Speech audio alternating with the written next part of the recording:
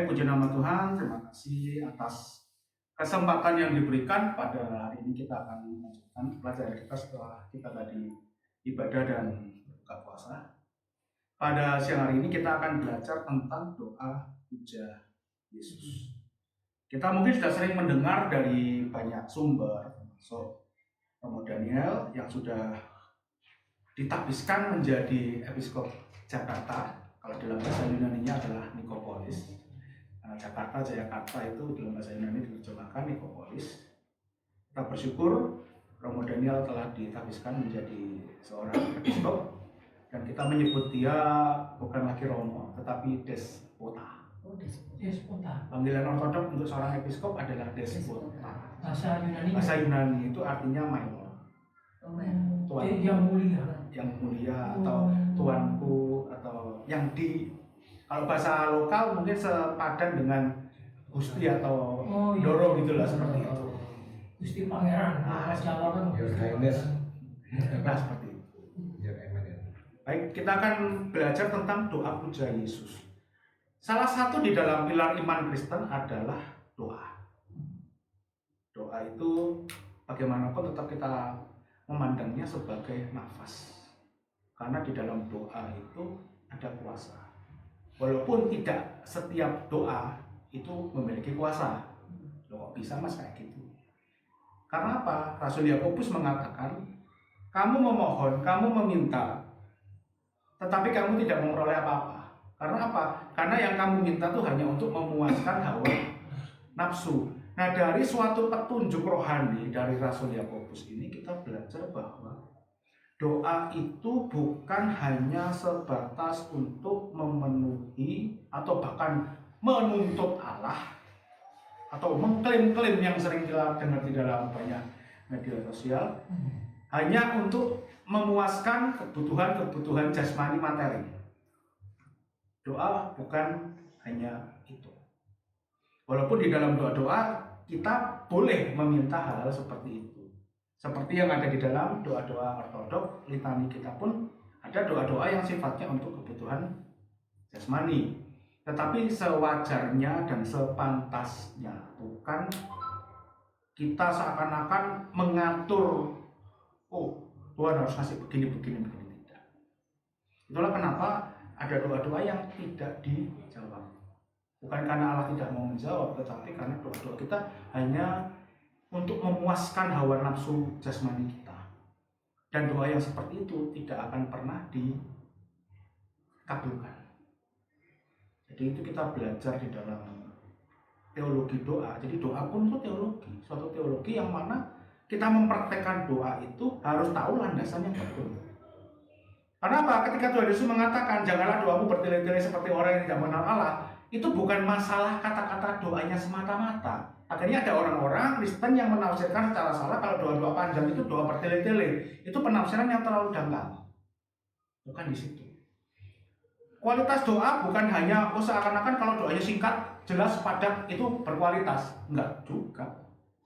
Doa panjang pasti bertele-tele? Tidak juga. Yang menjadi penekanan doa adalah kualitas doa itu.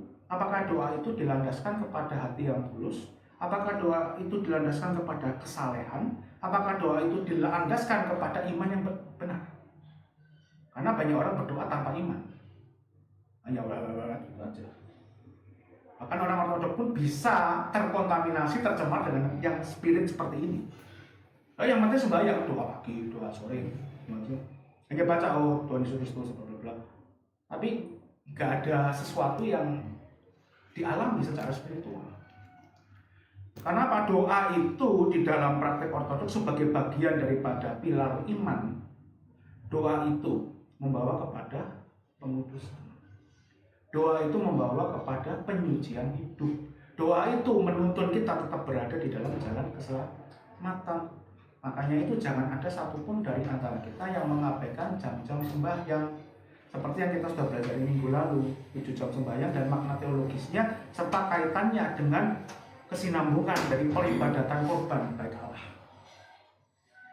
Kita sembahyang bukan karena kita memenuhi tuntutan Allah, seakan-akan Allah yang membutuhkan doa-doa kita. Tetapi kita berdoa karena kita yang membutuhkan Allah. Bukan Tuhan yang membutuhkan kita. Sama seperti puasa. Bukan karena Tuhan membutuhkan puasanya kita, tapi kita berpuasa untuk apa? Untuk kesucian hidup kita. Untuk pertumbuhan rohani kita. Bukan untuk motivasi-motivasi yang gak karu-karuan. Seakan-akan apalagi mencari oh kalau aku nanti kalau bapak itu puasa begini nanti diberkati begini gitu. Jadi seperti pesugihan. Iman ortodoks mengutuk keras praktek-praktek yang memang kelihatannya kesaleh, tapi tujuannya adalah hal-hal yang tidak saleh. Jadi hati-hati dengan sistem-sistem yang mana jadinya seperti pesugihan gitu, nggak boleh. Maksudnya baik kok, kan doa itu kan baik. Alasannya begitu. Oh, doa itu kan baik, puasa itu kan baik, betul. Puasa dan doa pada hakikatnya baik. Tetapi menjadi tidak baik ketika doa dan puasa itu diarahkan kepada sesuatu yang tidak saleh. Makanya dapat katakan dengan doamu, doa itu satu sisi bisa menguduskan kita. Tetapi melalui doa yang sama pula, itu bisa membuat kita jatuh. Loh kok bisa begitu? Apakah ada kisah di dalam kitab suci? Ada. Siapa? Orang Farisi dan pemungut cukai. Tuhan, aku tidak seperti orang Farisi ini. Aku bukan pencuri, aku bukan pembunuh, aku bukan berzina, aku bukan ini, bukan itu, bukan ini. Aku memberikan 1/10, membanggakan dirinya di dalam doanya. Bukannya yang Allah dimuliakan, malah dia yang dia muliakan dirinya sendiri. Nah, doa seperti ini justru menjatuhkan, merendahkan dia sendiri. Sementara yang Farisi, pemungut cukai, mengatakan, asanilah aku orang berdosa ini. Itu yang menjadi landasan kita melaksanakan namanya doa puja Yesus. Sebagaimana semangat dari pemungut cukai ini. Ketika pemungut cukai ini mengatakan, ya Allah kasihanilah aku orang berdosa ini, dia mengetahui keberadaannya dia. Dia menyadari posisinya dia di hadapan Allah. Jadi prinsip pertama di dalam doa puja Yesus, yang mana kata-kata doanya itu mengikuti pola dari orang pemungut cukai ini, adalah kita menyadari keberadaan kita di hadapan Allah. Di dalam pengakuan iman Nikea kita mengatakan Pistewo is ena teon pater pantokratora, percaya kepada satu Allah Sang Bapa yang Maha Kuasa. Kemudian pencipta langit dan bumi yang kelihatan dan tak kelihatan. Kita menyadari bahwa posisi kita ini adalah ciptaan. Kita ini debu. Dari debu kita diambil, kesanalah kita akan kembali. Jadi di dalam menjalankan doa-doa di dalam ortodoks, secara khusus bahasan kita adalah doa puja Yesus. Tetapi nilai rohani yang sama itu dapat kita terapkan di dalam semua bentuk doa-doa kita, adalah menyadari keberadaan kita di hadapan Allah. Siapakah kita ini? Makanya doa Bapa kami mengajarkan pertama Bapa kami yang di surga. Situ mengandung makna yang pertama, pengakuan bahwa Allah itu adalah Bapa. Berarti sebagai Bapa, Allah adalah sumber atau asal usul dari keberadaan kita, yang mana kita itu diciptakan dari ketiadaan menjadi ada. Kita menyadari keberadaan kita, itu penting. Karena banyak orang yang tidak sadar keberadaannya ketika dia mendapatkan suatu posisi tertentu di dalam, misalkan di dalam tempat dia bekerja, atau ketika dia menjabat dalam posisi yang tinggi. Kalau ia bekerja sebagai aparatur negara, lupa. Akhirnya menjadi sindrom power. Banyak gitu. Merasa dirinya seakan-akan dia tuh punya kuasa untuk menentukan hidup matinya orang. Nah, ini yang berbahaya. Sekalipun dia tampak saleh, kelihatannya ngomong Tuhan, tetapi keangkuhan dirinya itu nggak bisa dia sembunyikan. Makanya prinsip pertama dalam doa puja Yesus dan doa-doa apapun itu adalah menyadari keberadaan kita di hadapan Allah. Siapakah kita? Kita ini ciptaan. Pencipta selalu lebih besar daripada yang diciptakan. Tidak pernah gerabah atau keramik atau guci, ya apapun itu, menuntut penciptanya, kenapa aku? Kenapa kau yang menciptakan aku? Gerabah dibuat berdasarkan kehendak dari tukang gerabahnya. Jadi kita ini dari tanah, diambil dari tanah dan kembali kepada tanah suatu hari. Menyadari keberadaan kita sebagai manusia, itu penting. Yang kedua, di dalam doa itu, ya Allah kasihanilah aku orang berdosa. Kesadaran bahwa kita ini adalah orang berdosa. Tanpa dua kesadaran ini, doa itu pasti akan jatuh kepada kesombongan. Tidak menyadari siapa kita di hadapan Allah. Yang kedua, tidak menyadari bahwa kita ini orang berdosa. Di antara kita tidak ada yang tidak berdosa. Tuhan Yesus mengatakan, kalau di antara kamu ada yang tidak berdosa, silakan dia melempar batu yang pertama. Dan akhirnya orang itu bubar. Masa yang udah rame itu membubarkan diri satu persatu. Karena semua orang itu telah berdosa. Dua pilar ini perlu menjadi kita sadari bahwa ya inilah kita. Sebelum kita berdoa ya ini yang perlu kita pahami. Nggak usah kita terlalu berteologi muluk-muluk tentang doa, tetapi tanpa kita memahami dua fondasi dasar ini. Siapakah kita? Makanya di dalam doa-doa itu, doa-doa ortodok, Bapak Ibu kalau baca semua teks-teks doa, entah sembahyang yang pendek, entah sembahyang yang 7 kali itu, semua isinya pertobatan. Pak Roni Untala ngomong doa-doa ortodok kok gini semua ya? Ya memang begitu. Isinya pertobatan semua. Aku orang berdosa, engkau membangunkan aku dari kemalasan, budaya kejahatan, segala macam. Isinya kan seperti itu. Jagailah, ya Allah, iman yang kudus dan ortodok dari orang-orang Kristen yang saling ortodok bersama dengan kota ini, desa ini. Yang sekarang dan selalu sepanjang segala abad, itu doa senja. Dan memang di dalam doa ortodok itu dua fondasi ini sangat ditekankan. Kita ini adalah ciptaan, yang kedua kita ini orang berdosa yang membutuhkan belas kasihan Allah. Makanya di dalam doa puja Yesus kita selalu mengatakan Tuhan Yesus Kristus, Anak Allah, kasihanilah aku orang berdosa ini. Menyadari keberdosaan kita itu adalah suatu berkat. Jana Suci Athanasius dari Alexandria mengatakan, ada seorang muridnya datang, Guru, mujizat apa yang terbesar di dunia ini? Membangkitkan orang mati atau bangkit dari antara orang mati seperti Yesus? Lalu Athanasius itu mengatakan, tidak. Mujizat yang terbesar bukanlah membangkitkan orang mati atau bangkit dari antara orang mati. Tetapi ketika seseorang menyadari bahwa dirinya adalah orang berdosa yang membutuhkan belas kasihan Allah, itulah mujizat. Karena banyak orang yang merasa dia tidak berdosa.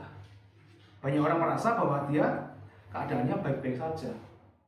Karena menilai sesuatu dari materi, materiku baik-baik saja, kehidupanku baik-baik saja, keuanganku baik-baik saja, keluargaku baik-baik saja, pekerjaanku baik-baik saja. Artinya kerohanianku baik-baik saja. Jadi berasumsi berandai-andai, menduga-duga seperti itu.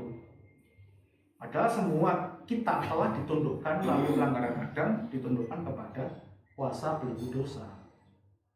Jadi jangan ada orang yang merasa berbangga diri. Ketika orang berbangga diri, justru itulah keberadaannya dia jatuh. Dia sedang menjatuhkan dirinya. Jadi kita berhati-hati dalam itu. Di dalam doa puja Yesus yang kita panjatkan, kita memohon kepada Allah atas belas kasihan Allah. Tetapi kita harus memahami juga, di dalam doa puja Yesus ada suatu tantangan tersendiri. Bagi Bapak Ibu yang sudah menjalaninya pasti mengerti apa yang saya maksudkan.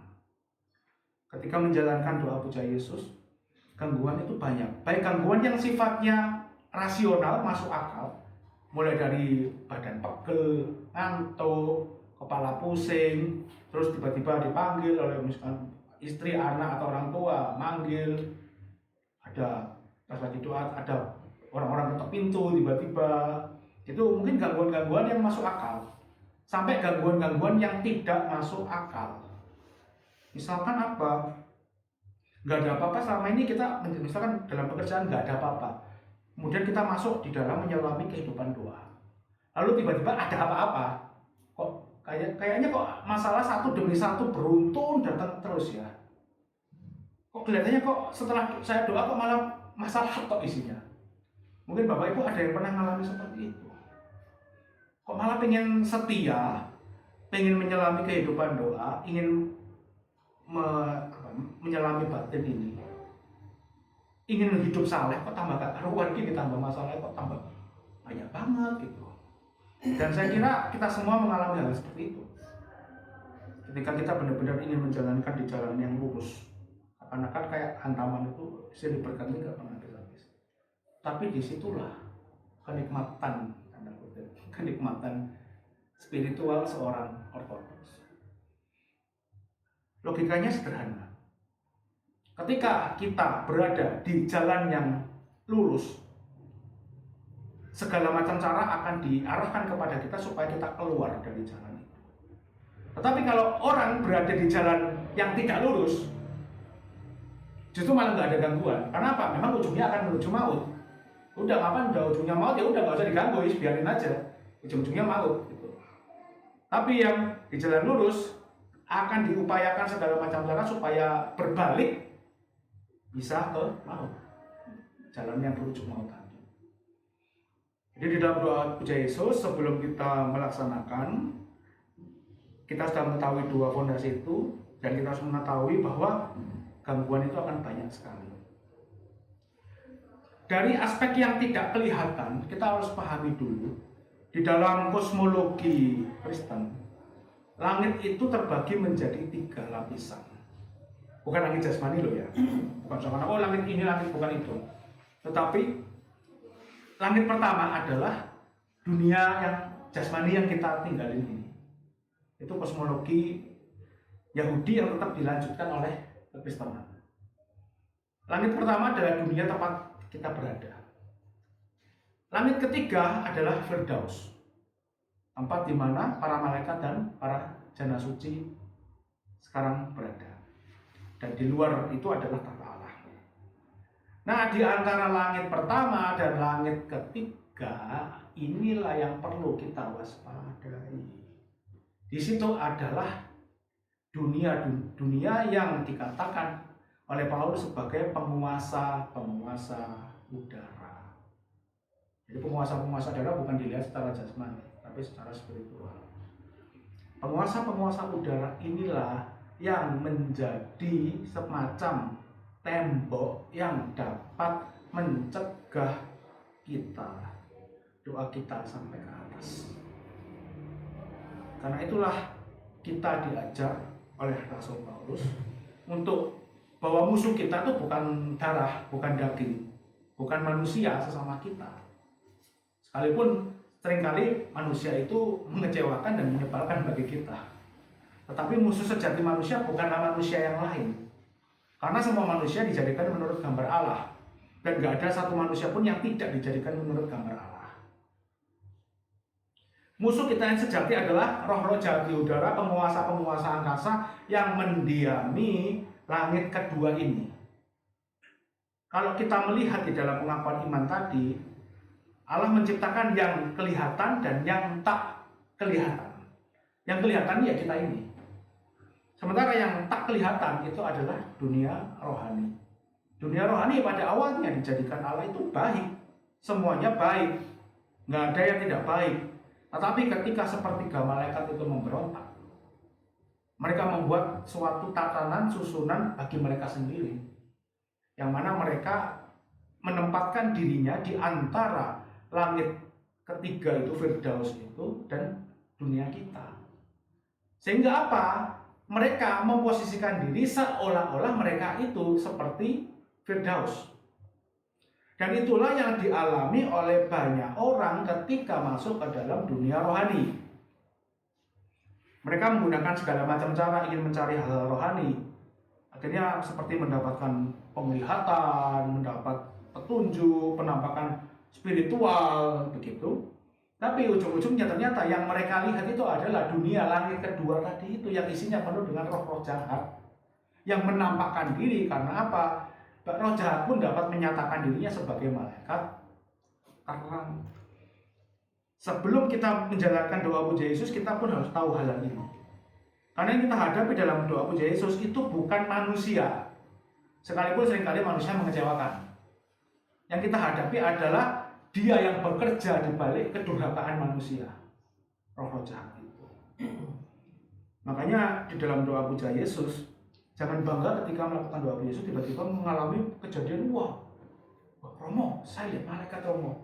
Mas, kok saya doa itu kok seperti udah terang gitu ya. Kok hati-hati itu malah, hati-hati. Kenapa begitu? Allah itu kudus.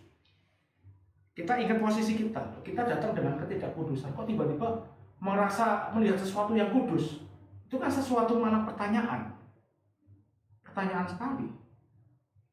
Tuhan Yesus mengatakan, berbahagialah orang yang suci hatinya, karena dia akan melihat Allah. Jadi untuk melihat Allah itu syarat mutlak satu-satunya adalah kesucian hidup. Bagaimana kita datang dengan ketidaksucian pada hari itu, misalkan kita berbuat dosa, lalu malam kita doa puja Yesus, tiba-tiba kok melihat terang misalkan gitu. Itu pertanyaan dan perlu diuji mungkin. Jangan sampai apa? Jangan sampai kita terperdaya. Karena banyak orang yang akhirnya jatuh kepada hal seperti ini, akhirnya mengklaim saya bertemu dengan salah satu dari para rasul misalkan, mengklaim saya bertemu Yesus sendiri, mengklaim saya bertemu dengan Bunda Maria, mengklaim saya ketemu siapa lagi. Itu yang berbahaya. Para jana suci ketika mereka berdoa dan mereka didatangi oleh sosok-sosok itu, mereka nggak menggubris, karena mereka tahu bahwa ini bukan itu yang menjadi sasaran doa puja Yesus. Itu bukan itu. Rahib Makarios Agung, seorang yang saleh berdoa. Dia muridnya Rahib Antonius Agung kalau nggak salah. Dia berdoa, tiba-tiba datang Yesus katanya. Yesus datang, tanda kutip, menampakkan diri. Salam hai hambaku yang setia. Itu Yesus yang menjumpai, tanda kutip ya, menjumpai Rahib Makarios itu ngomong gitu. Hai salam hambaku yang setia. Lalu Rahib Makarios itu ngomong, kamu siapa?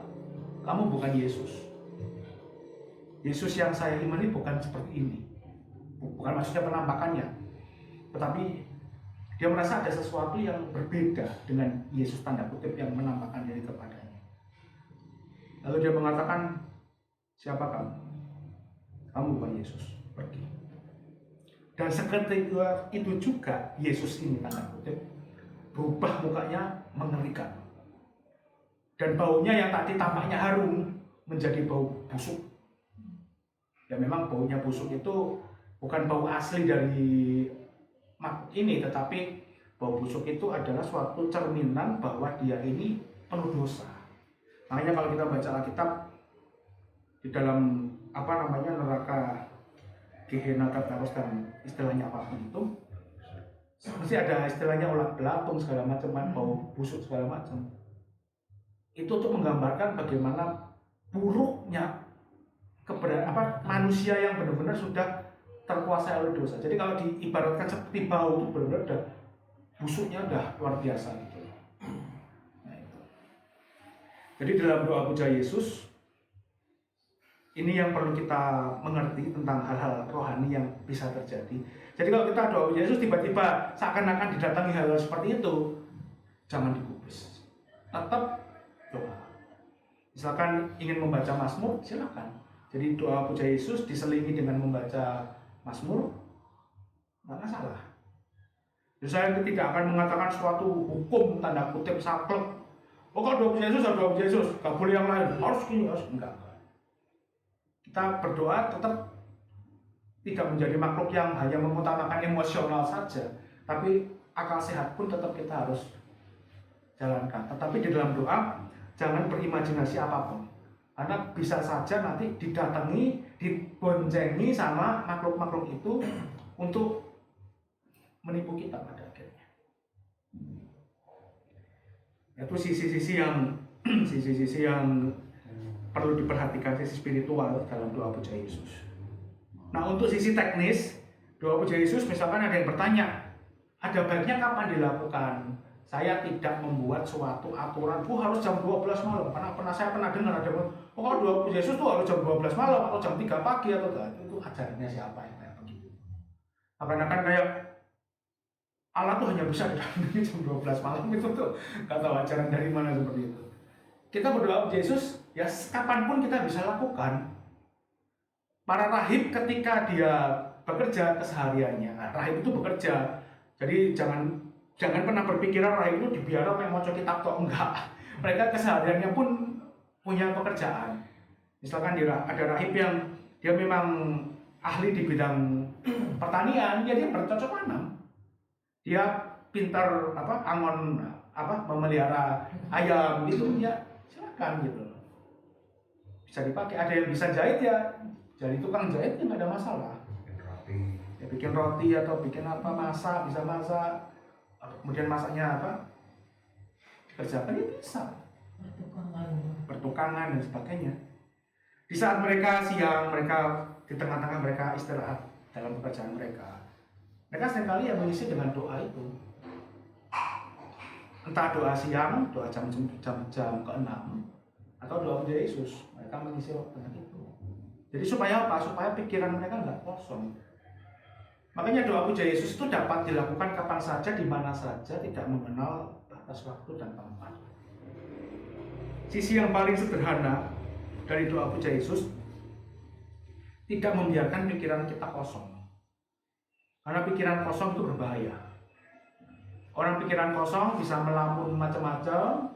Yang bahaya adalah lamunan itu kalau diboncengi oleh roh jahat itu loh. Akhirnya dengan memboncengi itu dia memanipulasi emosi kita, perasaan kita.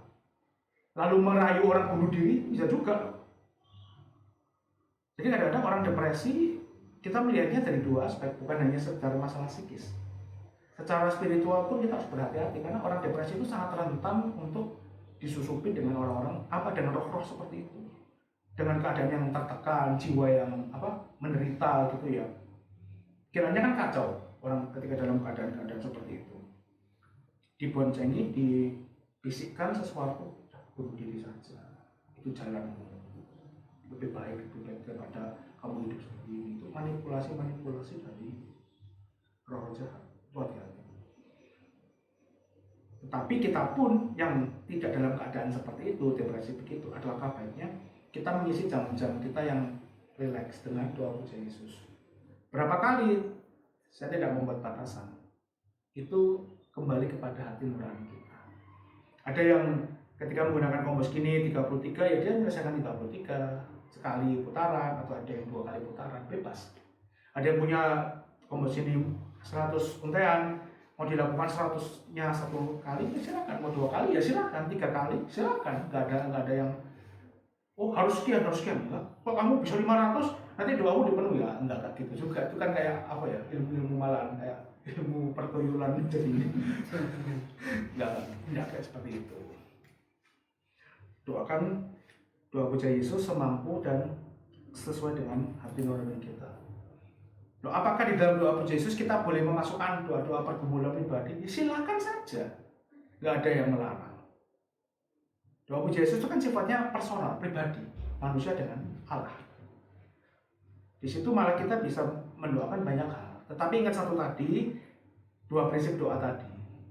Ingat siapa kita dan ingatlah keberdosaan kita, supaya kita tidak berdoa melampaui dari apa yang menjadi batasan kita.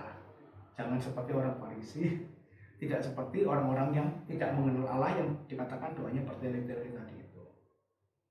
Itu doa puja Yesus. Dilakukan kapan? Kapan saja, di mana saja, boleh. Isi doanya selain doa Yesus Kristus anak Allah kasih dan aku berdosa ini, mau diisi dengan doa-doa pribadi atau mau mendoakan orang lain, bebas. Tetapi kalau saya sarankan, ini hanya saran, bukan aturan dogmatis, bukan patokan yang karena saya ngomong gini jadi semua harus ikut, enggak. Ini saya hanya saran, kita belajar untuk tidak memfokuskan diri kepada hanya masalah pribadi kita. Coba kita dalam doa puja Yesus doakan orang-orang lain. Kenapa begitu? Ketika kita mendoakan orang lain demi mereka, artinya apa? Kita sudah melakukan sesuatu yang baik bagi orang, walaupun hanya dalam doa. Doa Yesus mengatakan apa yang ingin engkau terima, lakukan dulu untuk mereka. Kalau kita berbuat baik dengan orang lain, maka kebaikan yang kita lakukan pun akan kembali kepada kita. Walaupun kita tidak selalu orang yang kita perlakukan baik itu pasti membalas kita, itu belum tentu. Tetapi ketika kita berbuat baik kepada siapapun, maka kebaikan itu tidak akan pernah menguap, hilang tanpa sisa. Kebaikan itu akan kembali kepada kita. Ketika kita mendoakan sesuatu yang baik kepada orang lain, maka kebaikan itu, doa-doa kita yang kita panjatkan itu juga akan kembali kepada kita. Karena apa? Kita mendoakan kebaikan bagi orang. Bahkan ketika dikatakan Tuhan Yesus mengatakan, berdoalah bagi mereka yang menganiaya kamu. Ketika kita mendoakan lawan-lawan kita atau orang yang memusuhi kita, mendoakan bagi mereka, bukan dengan kata-kata yang jahat tentunya ya, dengan kata-kata yang baik, kita memberkati mereka, seperti itu. Ketika kita mendoakan yang baik bagi orang yang telah berbuat jahat kepada kita, itu kita sedang memberkati dia. Dan ketika kita memberkati orang, maka berkat itu akan kembali kepada kita. Itulah suatu sukacita di mana ketika kita mendoakan orang. Dan ini sangat baik untuk dilakukan ketika kita mengingat orang lain dalam doa. Sekalipun kita tidak mengucapkan pergumulan kita, Allah mengingat kita. Seringkali kan orang hanya terjebak, pergumulanku, masalahku tok yang didoakan ini, anakku, cucuku, misalkan ponakanku, keluargaku, pekerjaanku. Ya itu memang boleh. Tetapi kita coba melihat secara lebih luas bahwa orang-orang lain pun di sekitar kita pun terkadang membutuhkan doa kita. Mungkin setelah kita mendoakan tuh belum tentu langsung terjawab doa itu. Doakan orang dan tanpa sadar orang itu mendengarkan kita berdoa bagi mereka, itu menjadi suatu kekuatan. Mungkin itu hal-hal kecil, tetapi memiliki makna yang sangat dalam. Makanya para rasul di dalam setiap surat kita selalu membaca, kalau kita baca surat-surat para rasul, selalu ada permintaan doa bagi jemaat. Para rasul mendoakan jemaat, jemaat pun diminta untuk mendoakan mereka. Seorang rasul pun membutuhkan doa dari jemaat. Artinya apa? Kita semua ini saling membutuhkan doa satu sama lain. Makanya jangan hanya kita memusatkan doa kita hanya pada kepentingan pribadi kita sendiri. Marilah kita juga mengingat orang lain. Dengan kita berbuat baik, dengan kita mendoakan orang lain, kita memberkati orang dengan doa-doa kita. Dan pasti ketika kita berbuat baik, maka kebaikan pun akan kembali kepada kita. Walaupun kita tidak mengharapkan orang yang kita doakan itu yang berbuat baik pada kita. Allah bisa menggunakan segala macam cara untuk menyatakan belas kasihannya dan kasih karunia-Nya kepada kita. Ini mungkin sedikit tentang doa puja Yesus, baik secara teknis maupun secara teologis yang bisa dapat saya sampaikan bagi Bapak Ibu semua pada siang hari ini. Kiranya dapat menjadi suatu kekuatan rohani bagi kita semua. Dan bagi Sang Bapa, Sang Putra, dan Sang Roh Kudus.